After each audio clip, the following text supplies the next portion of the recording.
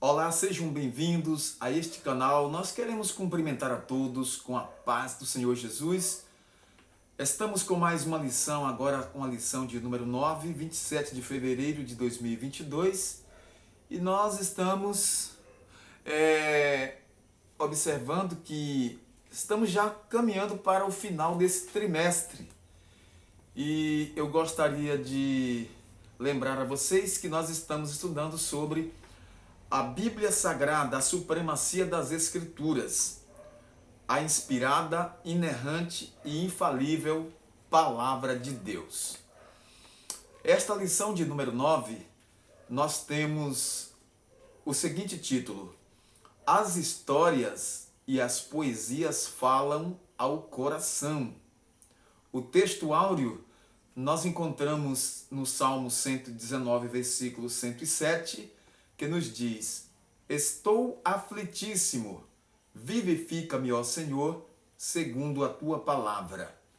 A verdade prática nos diz: os livros históricos e poéticos mostram a soberania e a sabedoria divinas. O relato dessas verdades produz fé e esperança em nossos corações. Então nós vamos ver que esta lição vai nos falar sobre a história e o gênero poesia na Bíblia Sagrada. As histórias bíblicas, as histórias do povo de Israel, a história, na verdade, que relata o período histórico de Israel. Então nós vamos ver aqui que a leitura bíblica em classe está em Deuteronômio capítulo 6, versículos 20 a 25 e o Salmo 119, versículos 105 ao 108. Nós vamos ler nesse instante.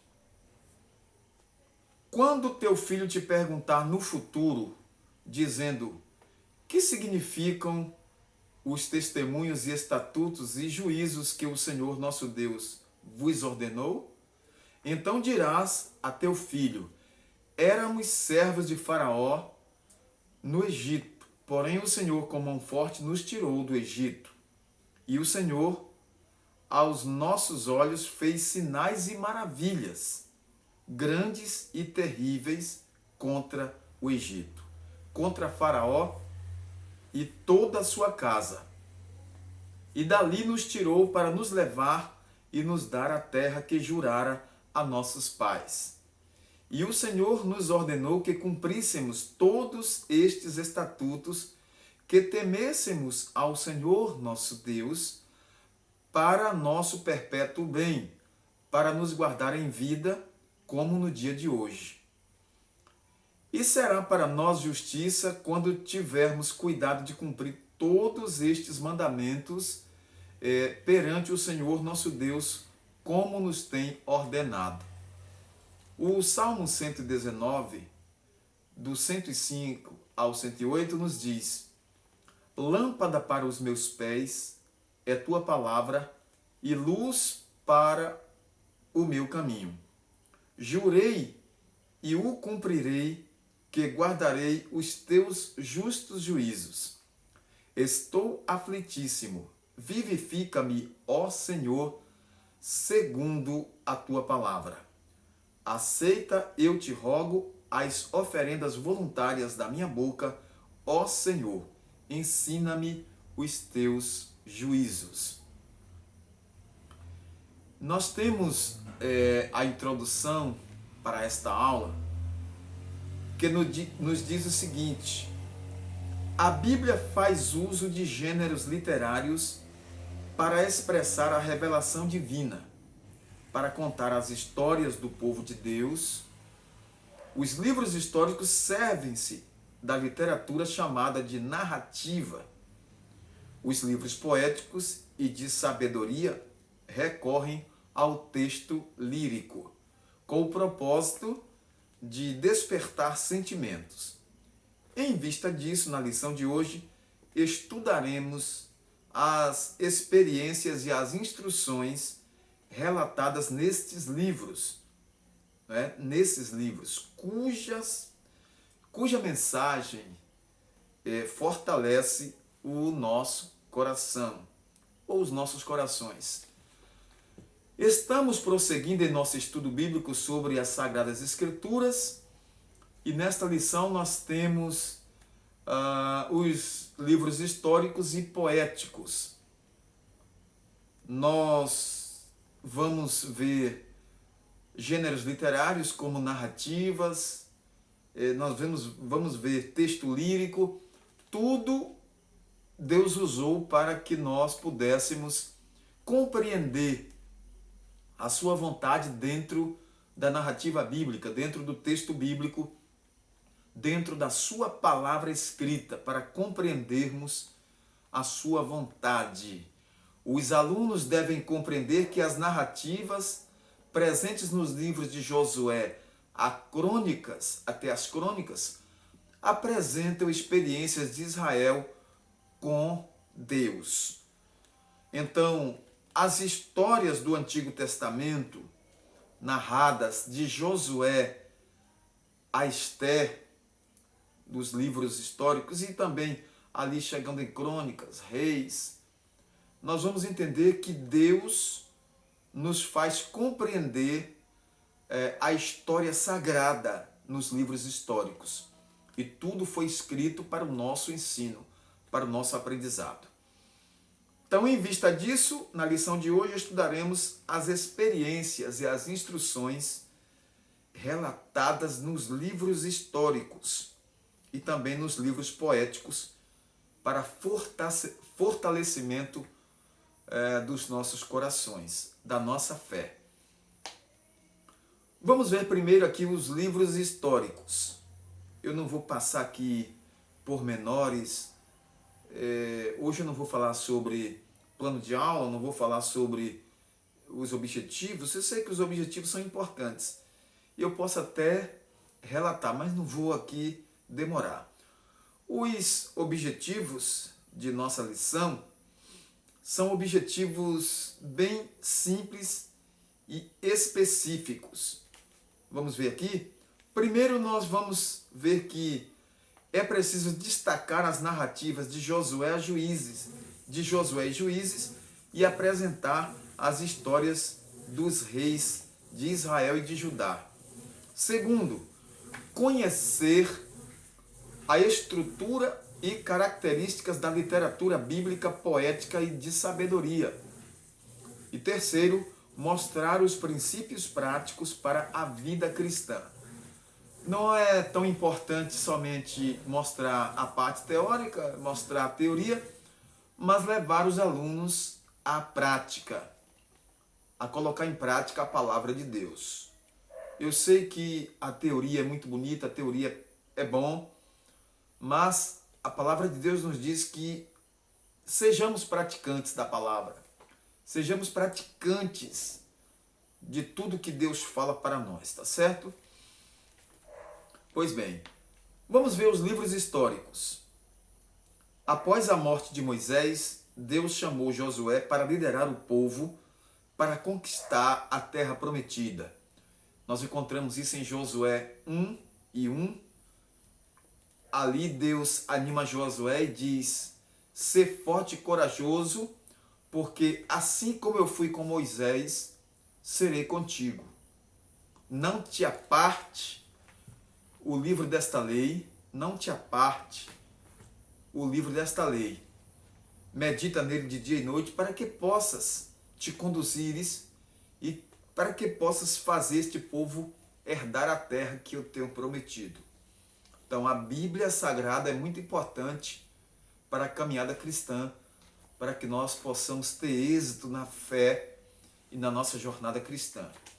Portanto, a Bíblia, a palavra de Deus, ela é a nossa bússola, o nosso mapa, o nosso guia, a nossa regra de fé e prática.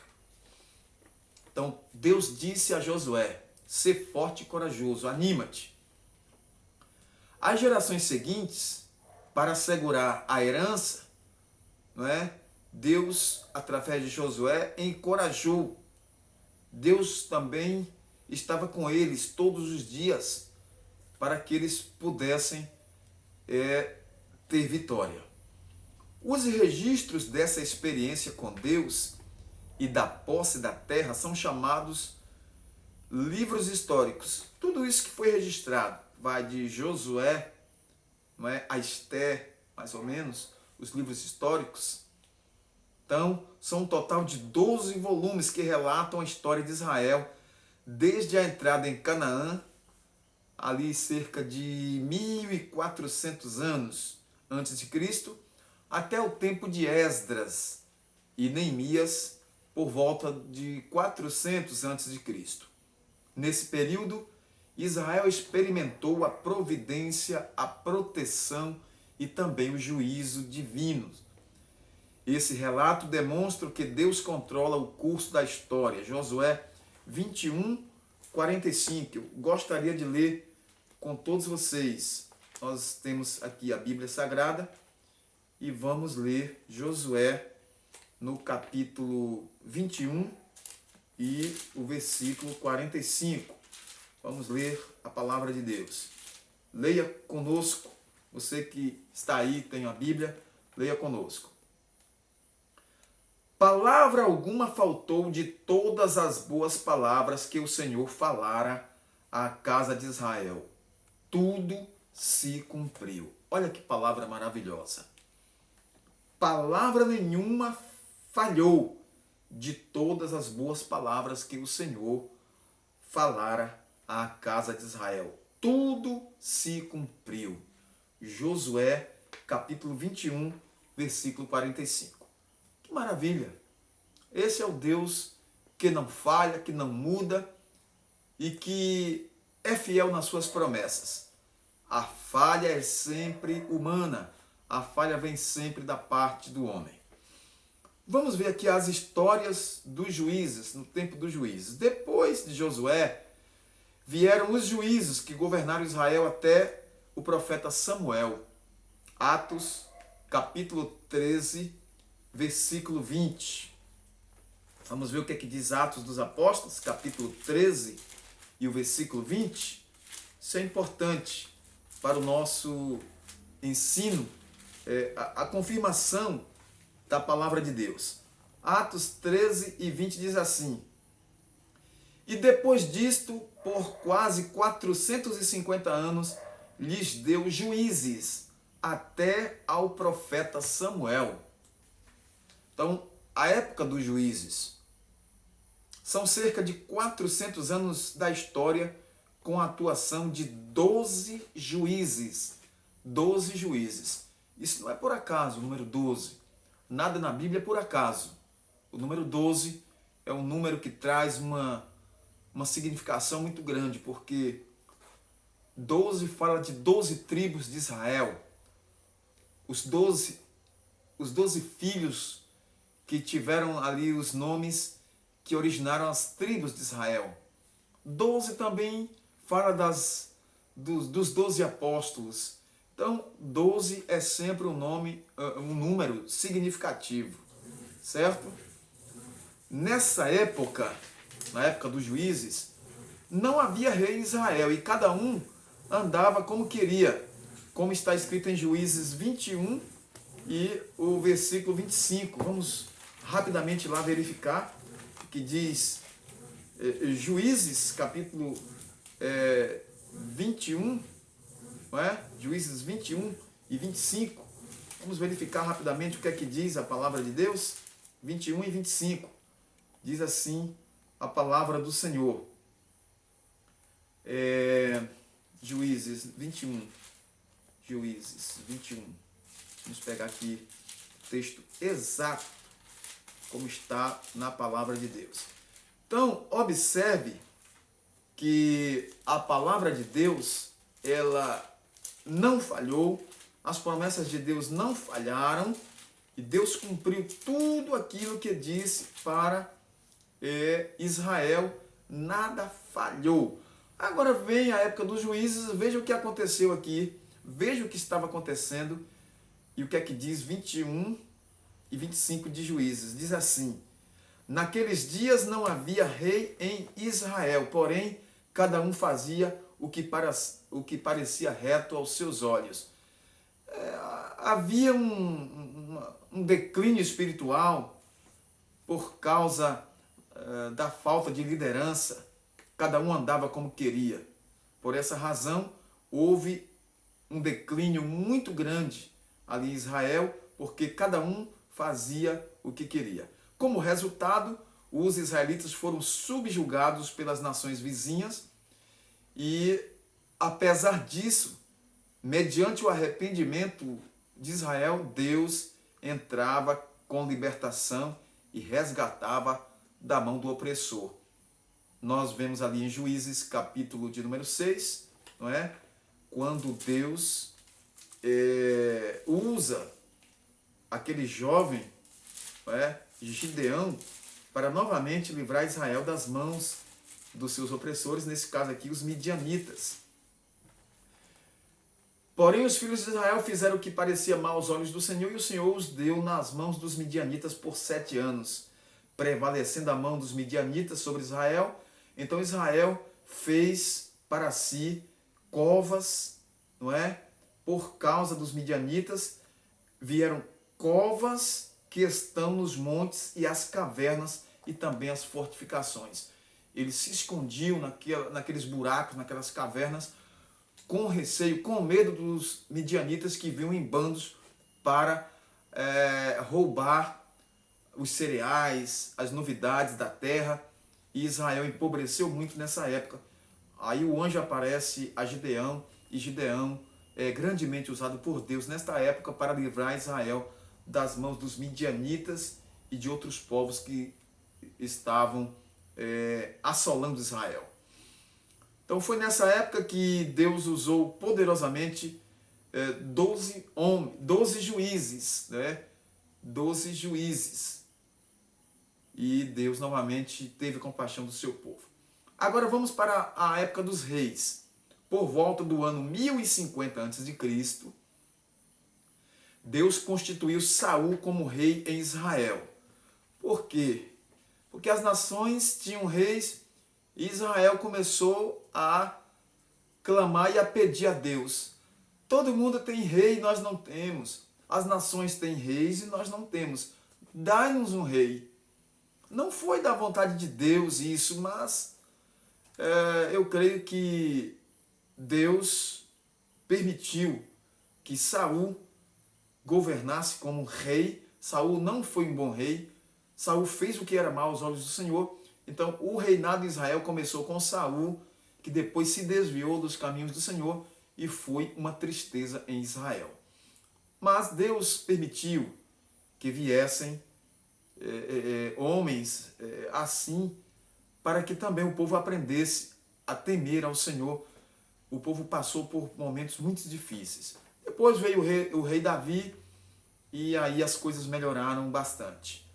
Então, na época dos reis, por volta do ano 1050, Deus constituiu primeiro o rei Saul. Saul fracassou, veio Davi, que foi escolhido e recebeu a promessa de um reino que não teria fim, segundo Samuel 7:16. Observe o que diz a palavra do Senhor. Segundo Samuel 7:16. Porém a tua casa e o teu reino serão firmados para sempre diante de ti. Teu trono será firme para sempre. Promessa de Deus. Então Davi foi grandemente usado por Deus e isso trouxe refrigério e alívio em Israel por muito tempo. Salomão lhe sucedeu após a sua morte e na época de Salomão o reino se dividiu. Veio Israel do norte, o reino do norte, e o reino do sul, Judá. Ambos os reinos rebelaram-se contra Deus e ambos foram para o exílio. Olha que coisa, no tempo de Salomão, o reino se dividiu, reino do norte, reino do sul, rebelaram-se contra o Senhor e ambos foram para o cativeiro. Deus não quer saber. Errou, pecou, vem o juízo. Em 722 a.C., Israel foi conquistado pelos assírios. E em 586 a.C., Judá caiu diante da Babilônia. Os assírios levaram cativos a Israel e os babilônicos levaram Judá. Contudo, em 539 a.C., cumprindo sua promessa, Deus restaurou o trono de Davi, o trono de Davi, e do reino de Judá a esperança messiânica se cumpriu em Jesus. Deus é sempre misericordioso. Essas narrativas mostram que os planos do Senhor não podem ser frustrados. Vimos aí a época dos juízes e agora a época dos reis. Vamos passar agora à segunda parte, que fala sobre os livros poéticos, e de sabedoria do Antigo Testamento. Os livros sapienciais e poéticos são 5 livros no Antigo Testamento chamados de escritos sapienciais e poéticos. Ensinam a sabedoria por meio da poesia ou da prosa. São eles Jó, Salmos, Provérbios, Eclesiastes e Cantares de Salomão. Eclesiastes foi escrito quase todo em prosa. O que é o texto em prosa? É o texto corrido. É o texto corrido. E os outros livros foram redigidos, escritos em sua maioria em forma de poesia. De modo geral, a prosa retrata o modo como normalmente falamos, corrido. Mas a prosa, a poesia expressa sentimentos e pensamentos mediante versos. Observe que os 150 capítulos dos Salmos são versos. Costumamos dizer, Salmos capítulo 90, verso 1. Salmos 23, verso 2, verso 3, verso 4, verso 5. Costumamos dizer assim. Por quê? Porque Salmos é um livro poético, como também é Jó, não é? Como são os outros também aqui nesta lista. Salmos, Provérbios, Cantares, o próprio livro de Jó foi escrito em forma poética. Olhe que aqui eu quero chamar a atenção.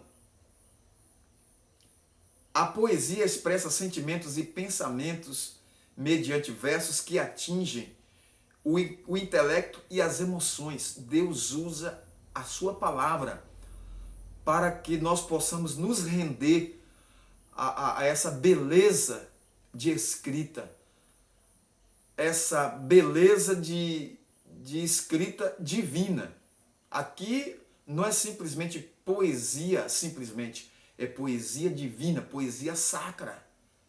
Os salmos são tesouros que nós temos. O livro de Provérbios, tesouro que nós temos. Eclesiastes, Cantares de Salomão, o livro de Jó, são escritos maravilhosos, escritos em forma poética, mas que são livros escritos por Deus, através de homens que Deus permitiu que escrevessem a sua palavra. Então, é escritura sagrada em forma de prosa, em forma de poesia, porque aqui fala também de prosa, não é? O livro de Eclesiastes, que também traz esse gênero literário. Observe aqui que na Bíblia, esse gênero literário, o gênero poesia, na Bíblia, esse gênero literário trata da aplicação da verdade divina à experiência humana. Refere-se à sabedoria prática mais do que a teórica. Deus está aplicando ensinamentos espirituais através desse gênero literário para nossas vidas. Muitas pessoas, às vezes, quer transtornar o livro de Cantares de Salomão, mas ali está a beleza divina através do escrito sagrado em poesia. Nós vamos ver mais adiante. Nesse subtópico Eclesiastes, Provérbios e Jó, o tema de Eclesiastes está na frase: é tudo vaidade. Eclesiastes fala muito disso. É tudo vaidade. E lá no final do livro, nós encontramos a seguinte expressão: vaidade de vaidade, tudo é vaidade. Quer dizer, tudo é transitório, tudo é passageiro. Eterna é a glória nos céus. Eterna é a vida que Deus está preparando para os salvos, para os remidos em Cristo. Isso é eterno. Mas aqui nós temos uma vida transitória, uma vida passageira chamada de vaidade. Transitória, aquilo que passa.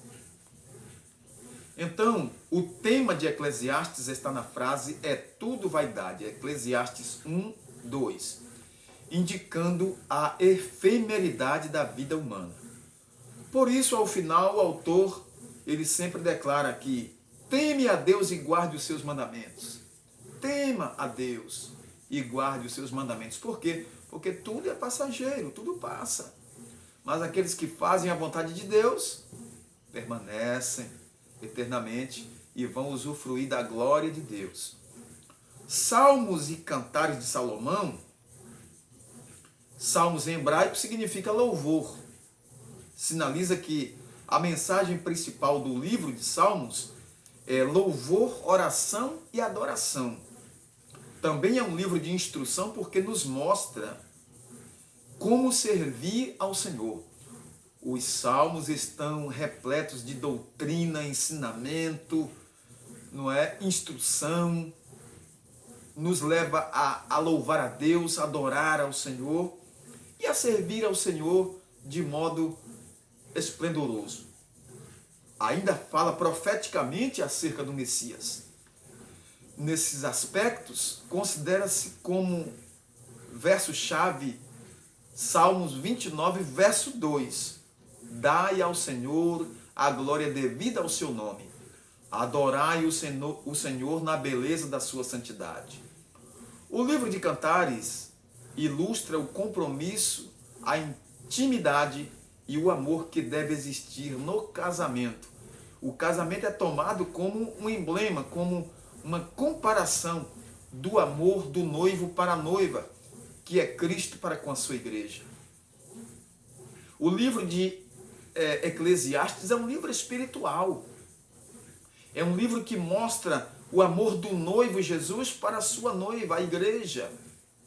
Usando ali a figura do noivo e da noiva, do casamento, do relacionamento de um homem com uma mulher, o namoro, o casamento, para que seja ensinado o amor que o Senhor Jesus Cristo tem para com o seu povo, para com a sua igreja.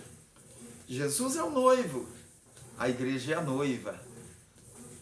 O casamento será em breve. A trombeta soará e o Senhor descerá nas nuvens do céu para buscar a sua noiva e vamos estar participando das bodas do Cordeiro. Louvado seja o nome do Senhor. Então, o livro de Cantares de Salomão ilustra o compromisso, a intimidade e o amor que deve existir no casamento. Refere-se ao plano original de Deus acerca do relacionamento conjugal. O versículo-chave deste livro está em Cantares 6:3, que diz: Eu sou do meu amado e o meu amado é meu. Então, a igreja diz: Eu sou do meu amado Jesus. E o Senhor Jesus diz: O meu amado é meu. A igreja diz: O meu amado é meu. A igreja diz: Eu sou do meu amado e o meu amado é meu. E o que é que o Senhor Jesus diz? Ó amada minha, vem, levanta-te e vem. Ó amada minha. Nesta última parte de nossa lição, nós vamos ver que há uma mensagem ao coração. Há uma mensagem ao coração. Então, a Bíblia descreve o que Deus fez na vida das pessoas por meio delas e por meio delas. A Bíblia descreve como Deus trabalhou na vida de Moisés, primeiro de Abraão, Abraão, Isaac, não é? Na vida de Moisés, na vida de Elias, na vida de Josué, na vida dos reis, dos juízes. Então a Bíblia descreve, não é, o que Deus fez na vida das pessoas e também por meio delas. O que Deus fez? Deus fez grandes coisas. O salmista diz: grandes coisas fez o Senhor por nós e por isso estamos alegres. Então, por exemplo, Deus conduziu Josué na travessia do Jordão. O feito favoreceu o acesso à terra prometida. Deus levantou também nações para punir a rebeldia de seu povo e ainda promoveu e proveu meio de escape. Esse é o Deus que permite a dor, mas também é o Deus que faz escapar da dor e do sofrimento. Deus trabalha no possível e no impossível. Deus trabalha no impossível.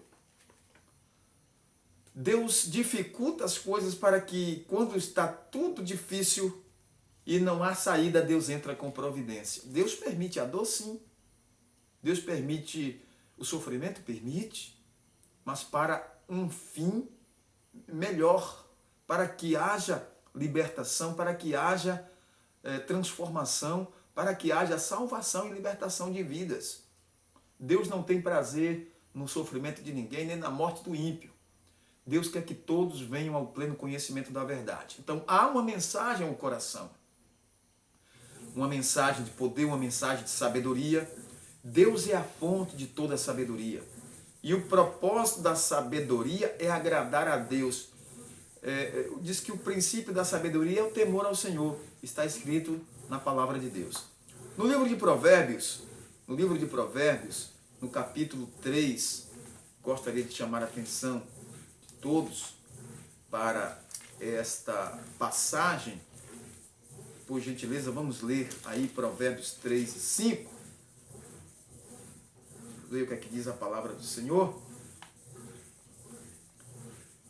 Confia no Senhor de todo o teu coração e não te estribes no teu próprio entendimento. Não confie na tua mente, na tua memória, no teu saber, no teu entendimento, no teu conhecimento. Não confie. Confie no Senhor. Nós precisamos de conhecimento, precisamos de experiência, precisamos.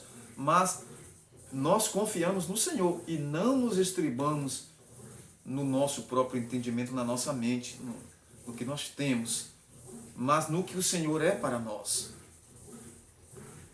Desse modo, todo o conselho prático está subordinado à sabedoria divina. Dentre eles citamos andar retamente, fugir da luxúria, não ser preguiçoso nem indolente, manter a boa reputação, tomar cuidado no falar, não confiar no dinheiro nem nas posses, viver com alegria, remir o tempo, manter a integridade, aceitar a repreensão, confiar no Senhor e desfrutar do seu verdadeiro amor. São conselhos práticos que chegam ao nosso coração através da palavra de Deus, através destes livros que Deus permitiu, Deus ordenou que fossem escritos para o nosso bem, para a nossa libertação e salvação. Uma mensagem de adoração. Os salmos possuem a peculiaridade de expressar as mais profundas emoções do coração humano, tais como medo, angústia e tristeza, força, segurança e alegria. Observe os salmos, o Salmo 116 e 3, vamos abrir rapidamente, o Salmo 116 e o verso 3, quero ler com vocês, diz assim: cordéis da morte me cercaram e angústias do inferno se apoderaram de mim. Encontrei aperto e tristeza. Então, os salmos, ele traz e coloca à tona isso, medo, angústia, tristeza, revela o que está dentro do coração humano angustiado. Agora, mostra o Deus verdadeiro e poderoso que pode tirar isso do coração do homem e trazer paz, força, segurança, alegria, libertação, salvação. Salmo 118 e o verso 14 diz assim: o Senhor é a minha força e o meu cântico, porque Ele me salvou. Então, tudo isso encontramos nos Salmos. Também refletem o ideal divino da espiritualidade e adoração.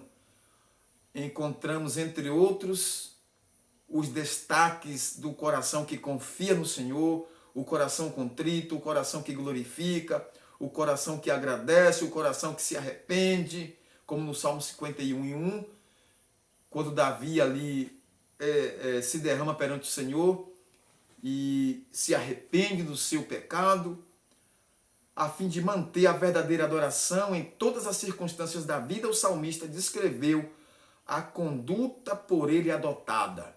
Salmo 119, verso 11. Escondi a tua palavra no meu coração para eu não pecar contra ti. A experiência do povo de Deus. A experiência do povo de Deus na conquista da posse, ou na conquista, da terra prometida, na posse da terra prometida, nós vemos na história sagrada que foi por quê? Porque Deus manteve sua palavra, sua promessa. Deus permitiu que o seu povo entrasse na terra de Canaã. Deus foi fiel nas suas promessas. O texto bíblico revela que Deus cumpriu integralmente suas promessas, porém não teve por inocente o culpado. Quem pecou, arcou com suas consequências. Quem foi fiel, usufruiu das bênçãos do Senhor. Deus é fiel nas suas palavras e nas suas promessas. Então, o texto dos livros históricos e dos poéticos nos falam sobre a grandeza de Deus, o poder de Deus, a fidelidade de Deus e a fragilidade humana, ora obedecendo, ora fracassando, ora se arrependendo, mas entraram na terra por misericórdia e Deus concedeu a conquista da terra porque eles se curvaram, eles se renderam ao Senhor e Deus foi fiel nas suas promessas. Então, esta mensagem alegra o nosso coração, serve para que nós possamos cada dia servir ao Senhor e honrá-lo para sempre. Que nós possamos honrar, que nós possamos salmodiar, adorar o Senhor, glorificá-lo, bendizê-lo todos os dias de nossas vidas, porque Deus é maravilhoso. Nós vamos agradecer neste instante, vamos orar ao Senhor, vamos dizer que Ele é maravilhoso e que nós estamos em Suas mãos e que nós dependemos dEle para tudo.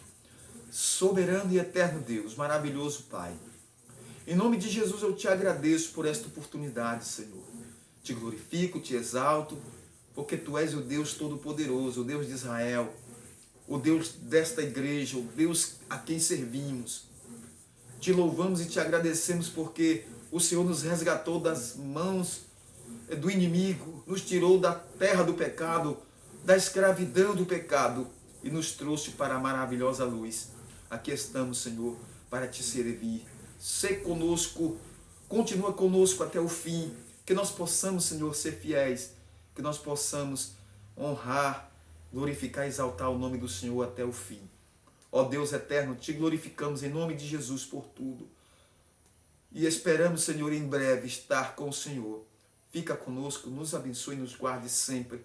Em nome de Jesus, o teu Filho, nós te pedimos e te agradecemos, agora e sempre. Amém. A todos, nosso muito obrigado. Obrigado pela atenção. se inscreva neste canal, coloque seus comentários aí no final, dê um like ou participe da maneira que você achar melhor. Ajude-nos a produzir vídeos mais interessantes, mais importantes e mais edificantes. Quando você se inscreve, assina nosso canal, ativa os sininhos, recebe nossos vídeos em primeira mão. E assim você está cooperando com esta obra e nós teremos condições de produzir melhores vídeos para edificação do povo de Deus, salvação de vidas, e esses vídeos se espalhem para muitas pessoas, porque o YouTube entende que esses vídeos são importantes e edificantes quando você participa do nosso canal. Deus abençoe, muito obrigado e até um próximo vídeo, se Deus nos permitir. A todos nosso muito obrigado. Amém.